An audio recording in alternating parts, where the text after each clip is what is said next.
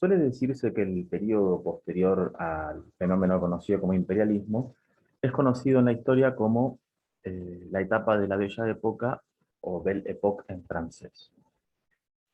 ¿Por qué este periodo que abarca los años 1870 a 1900 se lo llama de esta manera? Justamente, bueno, porque dentro de ese periodo está comprendido un hecho que fue la llamada Comuna de París, que fue un intento de gobierno socialista. Para comprender cómo era el contexto en Francia en esa época, hay que remontarse, bueno, a lo que estaba ocurriendo en Europa en ese momento. Se estaba desarrollando lo que era el proceso de la segunda fase de la revolución industrial, ¿no? Para que tengan en cuenta, es un proceso que ya había comenzado en Inglaterra en el siglo XVIII, aproximadamente en 1750, y que en el siglo XIX va a tener una segunda fase porque hay nuevos inventos. Pero, ¿qué pasaba? Las condiciones de trabajo en casi toda Europa no eran de las mejores, y una de las ideologías que empezó a circular a favor de los trabajadores, ¿no? Con ideas que defendían la posición del trabajador, una sociedad más igualitaria, era el socialismo. Entonces, ese año, 1871, en la ciudad de París, hubo una especie como de intento de golpe de Estado donde un grupo de trabajadores y de personas armadas toman la ciudad y crean un gobierno que era la llamada Comuna de París, eh, que intentaba predicar ideas socialistas, pero el ejército francés logra vencer. Esto, bueno, fue una muestra de lo que estaba pasando en Europa, ya que había demasiados movimientos obreros, pero el socialismo estaba controlado de alguna manera en este continente. Mientras tanto, al desarrollarse el desarrollo industrial, y hasta 1914 se va a desarrollar, ¿no?, esta etapa de progreso tecnológico, de bienestar económico también, que es propio de las clases medias y altas que residían en Europa, en Estados Unidos, y en aquellos países de América Latina que estaban vinculados al comercio internacional con los grandes centros industriales mencionados anteriormente. Si ustedes pueden observar en la diapositiva, ¿no?, el cuadro Baile en el Moulin de la Galette, de Pierre-Auguste Renoir, del año 1876, ahí se puede reflejar cómo se estaba viviendo en esa época, ¿no? En Europa, bueno, en este caso en Francia, ¿no?, donde las clases medias y altas gozaban de un bienestar como nunca antes se imaginaba, ¿no? Hay que tener en cuenta que Europa y Estados Unidos estaban atravesando un proceso económico e industrial superior al resto del mundo, que estaba dedicado en realidad a proveer de materias primas, y donde esto se explica también por los grandes avances tecnológicos que ya he mencionado. Por ejemplo, en lo que es el área de las comunicaciones, la invención del teléfono, que va a desplazar al telégrafo, los ferrocarriles, que fueron inventados en Gran Bretaña, y que sirvieron para acortar las distancias y como medio de comunicación, y el desarrollo de las nuevas industrias. Pero también esto va acompañado no solo de cosas buenas, sino también de cosas, por decir de alguna manera, malas.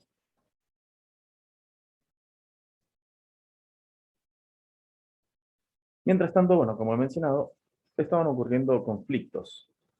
En primer lugar, bueno, las protestas obreras, si ustedes pueden observar la imagen del medio, si bien las grandes potencias industriales como Gran Bretaña, Francia, Estados Unidos, Bélgica, Alemania, entre otros, estaban atravesando un gran desarrollo tecnológico, estaban obteniendo grandes remesas por el comercio, las condiciones de los trabajadores no eran las mejores.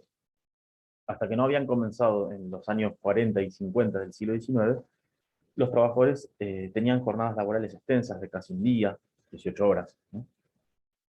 Los salarios no eran los mejores, trabajaban más las mujeres y los niños, porque eran considerados mano de obra barata, mientras que los varones adultos, por la misma razón que la mano de obra barata era más conveniente, no tenían trabajo, sumado al hecho de que las máquinas reemplazaban el trabajo de los hombres. También había atentados, ¿no?, por las diferentes disputas que había entre los países, especialmente entre Gran Bretaña y Francia, y una tensión internacional que tiene que ver con el reparto de África y Asia. Si ustedes observan la imagen de la izquierda, ¿no?, la caricatura, ahí se puede reflejar un poco lo que fue el imperialismo, ¿no?, el intento de división de China, es decir, una de las áreas asiáticas, ¿no? Que estaba intentando ser repartida entre las potencias europeas, aunque bueno, no solo China, sino también otros países del continente asiático, como también el continente africano. Si ustedes observan en la imagen de la derecha, el mapa de África, ahí se puede ver con diferentes colores las posesiones, ¿no? eh, a las que pertenecían estas colonias según bueno, la metrópoli o el país imperialista, ¿no? Aquellos países que están en rojo son las colonias que fueron puestas bajo el mandato de Gran Bretaña, de Inglaterra, y aquellas que están en azul son las que están bajo posesión francesa. Después hay posesiones portuguesas, españolas, italianas, alemanas, pero en menor cantidad con respecto a estos dos países, es decir, Gran Bretaña y Francia, que eran las dos potencias más poderosas de ese momento en el mundo. Entonces, bueno, a raíz de esta situación, ¿no? De la división del reparto más bien de África y de Asia, especialmente de África, y debido también a la competencia que empezó a haber por el desarrollo en la segunda fase de la Revolución Industrial, comienza a crearse un sistema de alianzas. El primero de ellos fue la llamada Triple Alianza, que se creó en 1882, que estaba conformada por el Imperio Alemán, por el Imperio Austrohúngaro y por Italia. Y en segundo lugar estaba la llamada Triple Entente o Entente Cordiale, que se creó en 1904, que estaba integrada por Francia, Gran Bretaña y Rusia. Si ustedes pueden observar los años en que fueron formadas estas alianzas, comparado con el año en que comenzó la guerra, es decir, la Primera Guerra Mundial, que fue en 1914, los años en que fueron creados estos dos bandos ya daba el indicio de que a futuro podía estallar un conflicto armado, ¿no? Como ya les mencioné, esto tiene que ver con la disputa por los territorios que se repartieron y por la competencia industrial. Es por eso que este sistema de alianzas fue una de las principales causas de la llamada Gran Guerra o Primera Guerra Mundial. Mientras tanto, entre 1905 y 1914, comenzó a llevarse a cabo un periodo conocido como la Paz Armada. Este periodo era paralelo a la llamada Belle Époque, o Bella Época, y es un nombre bastante irónico porque era un periodo de paz que estaba basado en el progreso técnico y económico, pero mientras las grandes potencias estaban experimentando un gran enriquecimiento por el comercio, al mismo tiempo comenzó un proceso de aceleración en el desarrollo de las armas, es decir, comenzó a acelerarse la carrera armamentista, debido a que existía aún tensión entre estas potencias. Esto daba la pauta de un posible estallido de un conflicto armado. Es decir, la competencia ya no era solamente en cuanto a lo económico y en cuanto a lo tecnológico, está pensado para el comercio, sino también a que estas tensiones, estas broncas, podrían llevar hacia un conflicto armado, especialmente si había amenaza de un país a otro. Mientras tanto, en este periodo se habían desarrollado dos guerras en la zona de los Balcanes, es decir, en el sudeste de Europa, en 1912 y 1913. Estos conflictos se produjeron porque estaban enfrentados aquellos países de origen eslavo y aquellos países de origen germano, es decir, son países de población blanca pero de diferente origen, que eran grupos de países que estaban bajo el dominio del Imperio Austrohúngaro. Cuando el Imperio Austrohúngaro los libera, o sea, pierde estos territorios, Rusia empieza a apoyar a los países de origen eslavo y Alemania a los países de origen germano. Hay que tener en cuenta que esto genera tensión, ya que Rusia estaba en el grupo de la Entente y Alemania estaba en el grupo de la Triple Alianza. Entonces, los ánimos no pudieron ser contenidos hasta que finalmente en 1914 estalló la Primera Guerra Mundial o la Gran Guerra. Las causas, bueno, fueron diferentes. En primer caso, bueno, tenemos el imperialismo, es decir, el reparto de Asia y África, ¿no? A raíz del llamado Congreso de Berlín en 1885, aunque también se celebró otro anteriormente en 1870, no había dejado satisfecho a las potencias que se habían repartido los territorios. ya que Francia y Gran Bretaña eran los países que habían obtenido más territorios en África y en Asia. También hay que sumar como causa el sistema de alianzas, es decir, la creación de la Triple Alianza y de la Entente Cordial, ya que eran un grupo de aliados armados que eran anteriores a 1914, lo que de alguna manera anticipaban un posible conflicto. A nivel económico podemos mencionar la segunda fase de la Revolución Industrial, ya que también amplió la competencia con Inglaterra en la búsqueda de mercados, ¿no? Esto también justificaba el imperialismo de alguna manera, ya que si Inglaterra fue el primer país del mundo en tener industria, después comenzaron también a seguir ese camino Francia, Alemania, Italia, y esto lleva no solamente a la competencia a nivel mundial por ver quién vende más productos, sino también por ver quién obtiene más mercados. Y esto va a justificar justamente el reparto de aquellos territorios que se encontraban en África y en Asia. Otra causa que también va a llevar a la guerra va a ser el llamado nacionalismo exacerbado, que es un nacionalismo fanático que está basado en la superioridad de una nación sobre otra. Esto va a estar alimentado también por la prensa, ya que, por ejemplo, desde los diarios británicos se alentaba la superioridad de los ingleses frente a los alemanes y viceversa, o entre las otras naciones que estaban enemistadas a raíz de las alianzas. Otra causa fue la llamada Guerra de los Balcanes, ya que detrás del conflicto estaban Austria-Hungría y Rusia, y podemos decir Alemania también. Estos dos conflictos fueron en 1912 y 1913, y entonces ya estaban anticipando un posible conflicto a futuro. Y por último, lo que es el hecho desencadenante fue el asesinato del archiduque Francisco Fernando. El archiduque Francisco Fernando era el heredero al trono del Imperio Austrohúngaro, y bueno, este señor se encontraba en Sarajevo junto a su esposa, o sea, la ciudad capital de Serbia, y Serbia era uno de los países eslavos que estaba tratando de librarse de Austria-Hungría y que fue ayudado por los rusos, y mientras estaba desfilando esta pareja, un señor llamado Gavrilo Princip, que pertenecía a una agrupación terrorista que era la Mano Negra, de origen bosnio, se acerca al automóvil, ¿no?, donde viajaba el archiduque y lo asesina. La cuestión es que los austrohúngaros culpan a los serbios porque creen que la Mano Negra es una agrupación serbia. Entonces, a raíz de esto, comienza a haber una investigación seria y empieza a activarse el sistema de las alianzas. Bueno, al activarse el sistema de las alianzas, empieza a desarrollarse una guerra de tipo europeo, ya que los austrohúngaros le declaran la guerra a Serbia, y como Serbia era apoyada por los rusos le declaran la guerra a Austria-Hungría, y después se meten los alemanes, y luego se meten los británicos y los franceses. Sin embargo, el conflicto, lejos de ser desarrollado por los soldados europeos, también van a estar involucrados soldados de las diferentes colonias europeas, ¿no?, que se encontraban en África y en Asia, y esto va a hacer que la guerra sea mundial. Pero sumado a los soldados pertenecientes a las colonias, también va a haber soldados enviados por los aliados latinoamericanos, pero esto va a ocurrir más que nada cuando intervenga Estados Unidos en la guerra en 1917. Bueno, ¿qué aspectos tuvo el conflicto? En primer lugar, bueno, hay que mencionar los frentes de combate, ¿no?, que son el frente occidental y el frente oriental.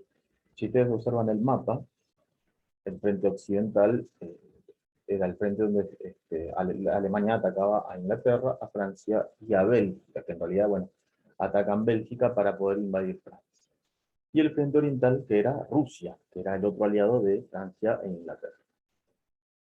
Por otro lado, tenemos también las etapas del conflicto, ¿no? Cuando comienza la guerra, ya por julio de 1914, se desarrolla la primera etapa, que fue la guerra de movimientos, que consistió en el avance alemán en el frente occidental. Entonces, los alemanes, que eran el ejército mejor armado dentro de la Triple Alianza, deciden invadir Bélgica para atacar a Francia. Y bueno, en el frente oriental deciden atacar a Rusia, obteniendo importantes victorias frente a este ejército, que era un ejército bastante débil. Después, entre 1915 y 1916, comienza la llamada Guerra de Trincheras o de Posiciones. ¿Por qué se llamaba Guerra de Trincheras? Bueno, justamente porque los ejércitos se encontraban inmovilizados, ya que se encontraban resguardados en trincheras, que eran como pozos o lugares donde los soldados se resguardaban y permanecían durante largo tiempo, ¿no? Fue una guerra de desgaste prácticamente, ya que ninguno de los ejércitos se sacaba ventaja, ya que se escondían, ¿no?, en sus respectivos lugares, y entre las trincheras de ambos ejércitos, o sea, el de los aliados y el de la Entente, se encontraba la zona de nadie. Quien cayera ahí podría caer muerto. Después, la siguiente etapa fue la llamada Guerra Naval, que duró entre 1916 y 1918. Acá, bueno, la guerra se desarrolla en los mares. Gran Bretaña siempre se destacó por tener una gran flota naval, pero los alemanes, para superarlos, deciden inventar los submarinos, y que, bueno, al tener la ventaja de combatir por debajo del agua, eran difícil de localizar, hasta que después, bueno, después se inventa el radar. En esta etapa, en 1917, se va a producir un hecho determinante en la guerra, que fue la salida de Rusia en este conflicto, ya que, bueno, estaba atravesando una situación social difícil y que después termina derivando en la Revolución Rusa, la Revolución Bolchevique, y a raíz de esto ingresa Estados Unidos en favor de los aliados de la Entente. Para entender por qué ingresa Estados Unidos, bueno, Alemania decide atacar con los submarinos a todos los miembros de la Entente y a todos aquellos que decidan ayudar comercialmente a sus enemigos. Y en ocasión o como excusa de que los alemanes hundieron el barco Lusitania, que era un transatlántico norteamericano, Estados Unidos decide ingresar en la guerra. En la última etapa, que fue la Guerra de Movimiento en 1918, empieza a haber una inclinación del combate a favor de los aliados en el frente occidental. Menciono el frente occidental ya que al retirarse Rusia decide firmar una paz con Alemania para que deje de atacarlo. Y bueno, acá es cuando Estados Unidos empieza a enviar soldados frescos, a enviar armamentos, y finalmente logran la rendición de los alemanes el 11 de noviembre de 1918, cuando caen derrotados en la batalla de Vittorio Veneto. La Primera Guerra Mundial va a dejar consecuencias, y consecuencias bastante desastrosas. En primer lugar, bueno, a Alemania se le impuso, al igual que a sus aliados, la cláusula de culpabilidad de la guerra. ¿Qué quiere decir esto? Que a Alemania, principalmente, más que nada, se le va a declarar culpable total de la guerra, ¿no?, por haberla iniciado y por todos los daños ocasionados. Y a raíz de esto se le obliga a Alemania a pagar reparaciones, que son los gastos que llevaron a cabo los países del Entente y que les costó la guerra. Otra cosa que denota la gran culpabilidad que sufrió Alemania fue que sus colonias fueron repartidas entre los países vencedores. Otra consecuencia, ¿no?, u otro resultado de esta guerra es que el mapa de Europa va a cambiar, se reestructura, ya que van a desaparecer los imperios, por ejemplo el Imperio Austrohúngaro y el Imperio Turco-Otomano, que era aliado, ¿no?, de la Triple Alianza, y que, bueno, a raíz de lo que estaba ocurriendo en Rusia, se crea la Unión de Repúblicas Socialistas Soviéticas. Otra consecuencia importante fue la creación de la Sociedad de las Naciones, que era un organismo antecesor a la ONU, cuyo objetivo era el mantenimiento de la paz y evitar una nueva guerra mundial. Sin embargo, esta idea que fue propuesta por Estados Unidos no parece rendir sus frutos, ya que Estados Unidos, que fue, digamos, la mente creadora, ¿no?, de este organismo, no adhirió, es decir, decide no integrar esta organización, y entonces la Sociedad de las Naciones no toma las medidas necesarias para frenar una Segunda Guerra Mundial, cosa que va a ocurrir en 1939. Esto también se explica ya que en el periodo de entreguerras, es decir, entre 1919 y 1939, van a surgir movimientos totalitarios en aquellos países que, bueno, fueron vencidos en la guerra o que, bueno, en el caso de Italia, que pertenecía a la Triple Alianza y después pasa a la Triple Entente, no estaba conforme con los acuerdos de paz que se firmaron en la ciudad de Versalles, en Francia. Por último, también se puede destacar el desarme alemán, es decir, a Alemania se le prohibió tener una flota importante, es decir, se redujo la cantidad de barcos de combate, también se le prohibió tener una fuerza aérea, es decir, no podía contar con aviones, y su ejército de tierra se redujo a solo 100.000 hombres, una cantidad bastante baja. Todo esto, bueno, estaba basado en los 14 puntos de Wilson, que era Woodrow Wilson, que era el presidente de los Estados Unidos en el momento, quien era el que, en representación de los Estados Unidos, había propuesto cómo resolver los conflictos entre los países combatientes, y que, bueno, lejos de lograr calmar los ánimos dentro del continente europeo, va a llevar a que haya nuevos conflictos en los siguientes 20 años.